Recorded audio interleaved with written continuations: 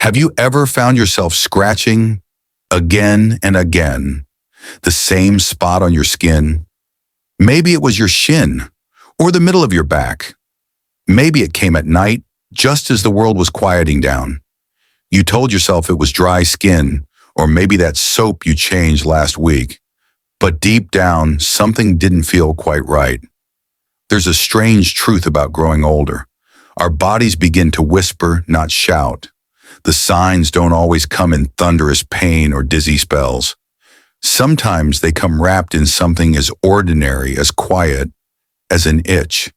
Not just any itch, but the kind that lingers, the kind that keeps coming back, the kind that makes you pause mid-thought and wonder, what are you trying to tell me? You see, the older we get, the more our skin becomes a storyteller, one that speaks not just of age, but of inner balance, of blood that moves slower, of organs that tire, of nerves that quietly fray. And in those soft, persistent itches, our body might be offering a clue, an invitation to listen closer. Because what if that itch on your leg isn't just dryness, but a soft red flag waving from deep inside your veins? What if that tingle on your back isn't from a sweater tag, but your liver or kidneys asking gently for help? And what if the sudden urge to scratch your scalp isn't about shampoo at all, but your nervous system quietly unraveling from years of unspoken stress? Today we open a door, not to fear, but to awareness, to the kind of awareness that could help you live not only longer, but more peacefully, more clearly, more connected to the signals your body sends. Because when the skin speaks, it's never just about the surface. It's about the life that pulses beneath it. There's a kind of itch that starts low, just above the ankle, maybe around the calf. It creeps in softly, so softly you might not even notice it the first few times. But then it returns, night after night, quietly, persistently, like a thought you didn't want to think, but couldn't escape. Many dismiss it as nothing, just old skin, winter air, the socks you wore too tight. But what if it wasn't? What if that itch is your body's Morse code and the message is urgent? Doctors, those who study the aging body with reverence and precision, have noticed a pattern. In seniors with persistent itchiness on their lower legs, there's often a silent thief at work: poor circulation, specifically peripheral artery disease, or PAD. This condition doesn't knock loudly. It doesn't announce itself with sirens. It arrives with whispers, with tired legs, with skin that dries too fast, and yes, with itches that lotions can't soothe. You see, the blood that once flowed freely to your limbs now struggles through narrowed vessels. The skin, deprived of oxygen and nutrients, becomes sensitive, thirsty. It begins to signal distress the only way it knows how. Harvard Medical School calls the legs the second heart. Why? Because they're vital to pumping blood back up toward your chest, your brain, your lungs. When the legs slow down, the whole orchestra of your body falters. In one study from the Framingham Heart Study, scientists found that individuals over 70 with poor circulation in their lower limbs had a significantly higher risk of heart complications, even cognitive decline. But here's where the story turns. Let me tell you about Harold and Dennis. Both men were 82, both widowers, both loved their morning routines. Harold walked every morning just around the block. He said it wasn't about exercise. It was about rhythm, breath, clarity. Dennis, on the other hand, had grown still. He spent more time indoors, more time seated, and he had started scratching, not just once, but often, especially at night. It started with one ankle, then both calves. He tried creams, changed his soap. Nothing helped. He didn't know that beneath that itch, his blood was stalling, his heart working harder, his body sending signals. It wasn't until he collapsed one evening, nothing dramatic, just a dizzy spell by the kitchen counter, that his doctor connected the dots. The itch had been the first sign, and yet, the ending isn't tragic, because once diagnosed, once he listened to the itch, Dennis began to walk again. Slowly at first. He wore compression socks, drank more water, raised his legs when sitting, and the itch, it faded, not overnight, but steadily, like a storm passing. Because the truth is this, your body is not your enemy. It does not wish to punish you. It wishes to warn you, to wake you, to pull you back into conversation. And sometimes that conversation begins with your legs, with an itch that means more than it seems. But what if the itch doesn't come from your legs? What if it comes from somewhere harder to reach and easier to ignore? The upper or mid-back, a place we rarely see, rarely touch, yet a canvas where the body sometimes draws its most urgent whispers. It's the kind of itch that wakes you in the middle of the night, that pulls at you just as you begin to rest. There's no rash, no redness, just that deep, unsettling sensation, like something inside is uneasy, unsettled, unwell. And still, we dismiss it. We change our detergent. We blame the tag on our shirt. We try another lotion, another ointment, another guess. But the truth runs deeper, because when the skin between your shoulder blades begins to itch without reason, it's often not the skin that's speaking, but the organs beneath it, your liver, your kidneys, two of the most loyal, tireless workers in your entire body. They filter your blood, cleanse your system, maintain your inner balance day and night. But when they begin to struggle, silently without pain, they often reach for your skin as their messenger. The medical term is uremic pruritus, a condition linked to kidney dysfunction. It's not well known, but in older adults, it's far from rare. As waste products build up in the bloodstream, they irritate the nerves, and the skin, especially in the back, becomes an outlet for distress. And the liver? When overburdened by medications, poor diet, or simply age, it slows its detoxification. Toxins circulate longer, and your skin begins to feel it before you even realize something's wrong. Let me tell you about Janice, 76, quiet, proud, the kind of woman who never wanted to bother anyone. She lived alone, cared for her garden, and kept her home spotless. But she began to itch. It started on her back, just a small patch. She assumed it was her new detergent, then her bath soap. She tried everything. What she didn't try was asking her body what it was trying to say. Weeks passed. Then came the swelling in her ankles, the fatigue. By the time her daughter insisted on a checkup, her kidney function was dangerously low. That itch, it was the first knock on the door. A door she almost didn't answer. Science has shown chronic, unexplained itching in older adults can be an early sign of internal imbalance.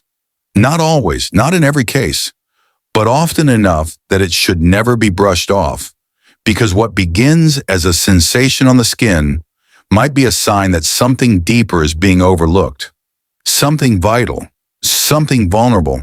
And the tragedy is not the itching itself. The tragedy is when we cover the symptom and miss the signal. But it doesn't have to end that way. Janice began treatment, changed her diet, drank more water, cut back on salt, reviewed her medications, and slowly, the itching quieted, the nights became gentler, and her peace, once interrupted by that silent torment, returned, bit by bit. Because once again, the body wasn't trying to punish her. It was trying to protect her. And your back, though it may be out of sight, should never be out of mind. And then there are the itches that live closest to the mind, the scalp, the nape of the neck, that tender space just behind the ears. They often arrive without warning, a strange tingle, a persistent urge to scratch, even when nothing is visibly wrong. It's easy to blame the shampoo, the pillowcase, or maybe the winter air. But what if the root of the itch isn't on the surface at all? What if it's coming from a place deeper than skin, from the weight of emotion, from the pressure of thoughts, from a nervous system that's been running too hard, too long? As we grow older, our resilience to stress doesn't vanish. It simply changes form. The worries may no longer be about children crying in the night or juggling a career in a household. Instead, they become quieter, more internal. Will I stay healthy? Will I be a burden? Who will remember me when I'm gone? These thoughts settle beneath the skin, especially around the head, where the nerves are most exposed, most sensitive. And when the body can't release the tension through words or movement, it sometimes chooses another path: itching. Neurologists now recognize this link: a persistent, unexplained scalp itch, especially in older adults, can be a sign of stress-induced nerve hypersensitivity or even an early indicator of neuropathy or cognitive strain. But beyond the science lies something even more human, because behind every itch is a question. What am I still holding on to that I haven't let go? Let me introduce you to Raymond. He was a retired teacher, wise, gentle, always reading.